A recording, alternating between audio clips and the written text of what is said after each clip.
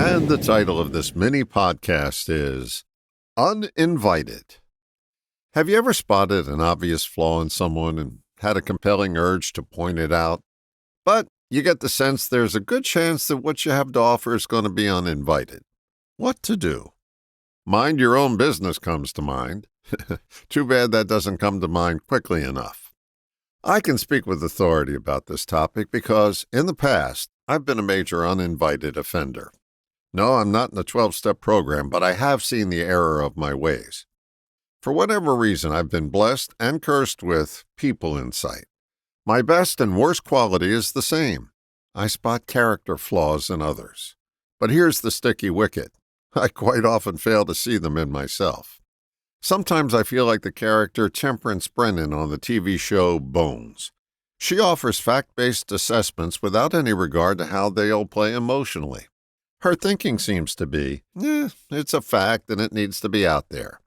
No, it doesn't, especially when it's uninvited. Reminds me of a story. An unforgettable teacher of mine, Dr. Dave Dobson, taught me something called other-than-conscious communication. For lack of a better description, it's a sophisticated, two-way body language where you can communicate with someone outside of their awareness and get useful feedback. When Dave was working with a client, he would ask, "Would it be okay if I pointed something out to you?" 9 times out of 10, the person would say yes, verbally.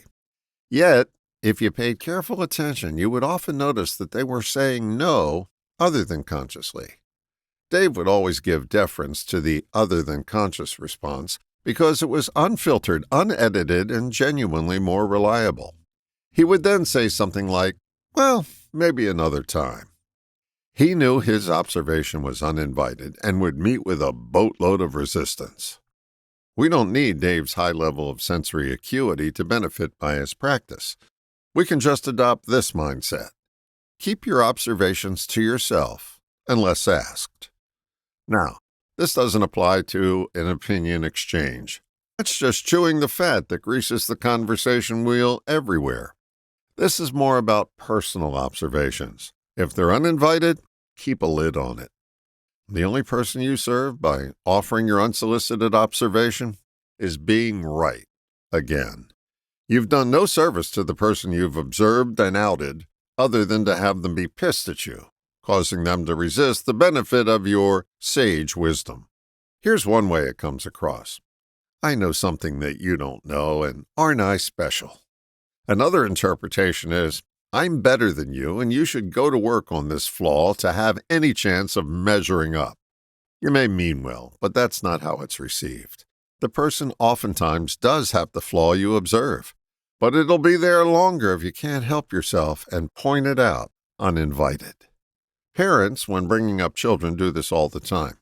Uninvited opinions may be a necessary intervention while your child is still growing into an adult. After that, it's counterproductive.